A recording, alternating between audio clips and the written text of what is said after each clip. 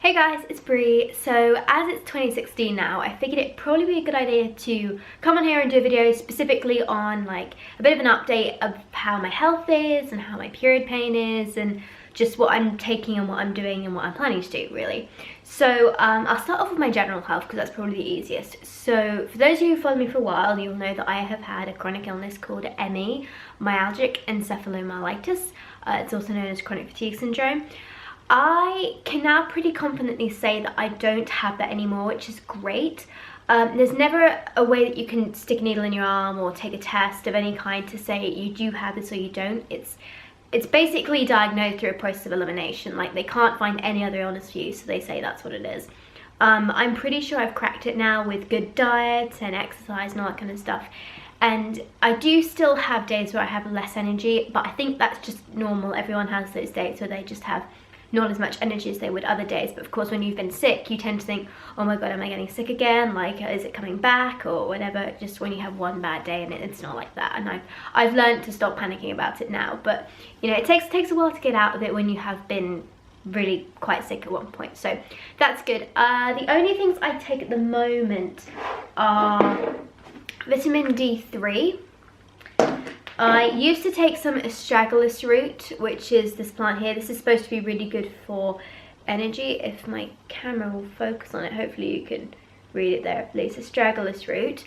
And I always take magnesium. I take a 500 milligram magnesium once a day. And I'm also taking a multivitamin. I was taking this Viridin Essential multivitamin for females. I'm not actually taking this one anymore because it's got the most vile aftertaste to it possible, and this is my big problem with a lot of multivitamins. I'm actually taking like a supermarket brand one at the moment, which is just the Wilkinson's multivitamin and iron one. I'm not going to really show this one up close because once this is finished I'm going to stop taking it.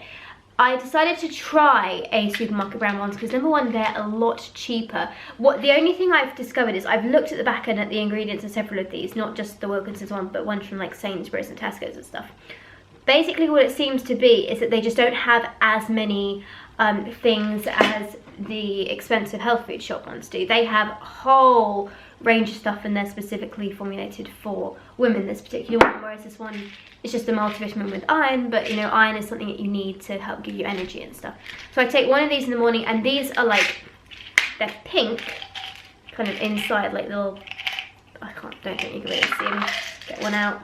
They're basically like a pinky reddish colour. They just look like, just kind of like that. And they don't have an aftertaste, which is the good thing. So I can take these really easily with breakfast, which is the important thing. I just can't take nasty tasting pills at breakfast time. So I'm trying that out to see if it helps. And also at the moment, because I have recently had a tooth infection, I had a gum abscess, and I had to take antibiotics, which I hate taking because they destroy all the good bacteria in your gut. I've also at the moment taking some bioacidophilus to help build up the good bacteria in my intestines. So that's everything I'm currently taking, and I've been taking for a little while. What else is going on? I think that's it in terms of energy. I'm seeing an energy healer who I really like, and I saw her again today and she did some stuff for me, and it seems to be doing, I seem to actually be feeling it this time, which is really encouraging. The last time I had energy healing I didn't really feel anything, and it was with a different energy healer, and she seems to be working at different scales. So I know there are some people who believe it and some people don't, so that's all fine, you know, just I don't mind it because it's non-invasive, so I'll try it, whatever. So that was good. I've had that done. What else am I doing health-wise at the moment? So I think apart from just trying to eat a balanced diet, that's all I'm actually doing in terms of my general health. My stomach, my intestines have been giving me problems with a bit of painful gas, but it usually is only around the time my period's coming up or my period's about to start. That's when I'll get it. There are a few foods I've noticed that trigger it, like cheese will trigger it just before my period as well. But I just try and avoid them and reduce dairy and stuff before my period. So actually, on to the periods. Every single year when I talk about what things I'd like to achieve that year, I say I want to solve my painful periods. And I would say that again this year, but the problem is I've said that for the last 2 years and I still haven't managed to solve it.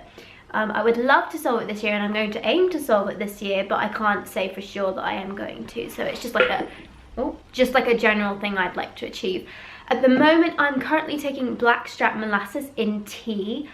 I'm really frustrated right now though, because what time it was? It's 7 o'clock actually. My mum will have just gotten a plane to go to Amsterdam, and my period's due on Sunday. It's Friday, and I'm really worried because I've been having quite bad menstrual cramps since Tuesday, and usually if I start getting cramps a while before my period's due, and quite severe ones, it usually means my period's going to be quite bad. And I'm just trying to stay calm about it now and thinking of things I can do to minimize the pain while I'm here, and like waiting, so like increasing magnesium intake and just making sure that I drink lots of water and healthy foods and, you know, vitamins and all that kind of stuff. And I'm also taking the blackstrap molasses. I think I'm going to up the quantity, the dose even. I currently just take 1 cup of tea a day with a tablespoon of blackstrap molasses in. I think I'm going to try and have 2 teas a day with that in. It's not the most, like, what's the word? It's not the nicest flavour I've ever tasted, but it's definitely grown on me, so it's something I don't mind drinking now, which is quite good. So there's that, it's the tea. And I would definitely recommend trying it. The reason I'm trying it this month is because last month I didn't have blackstrap molasses, and I had pain on day 1, 2, 3, and I think 4 as well. Whereas the month before, when I had blackstrap molasses, I just had 1 cup of tea in the evening of the first day of my period, so which is the most painful for me, and I'd been in a lot of pain, and I thought, you know what, I'll try anything.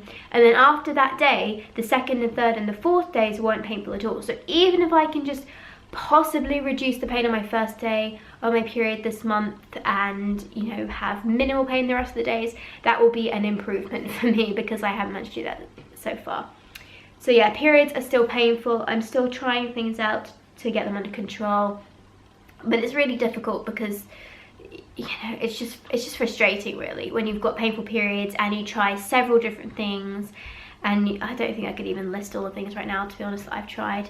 I might try going back to having some acupuncture as well as the blackstrap molasses and the intrauterine massages, and just see if they help.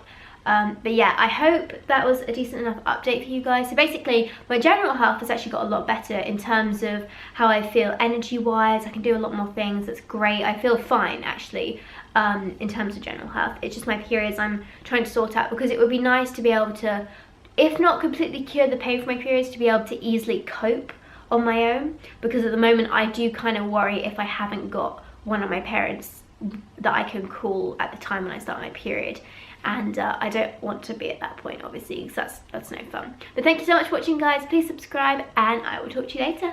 Bye.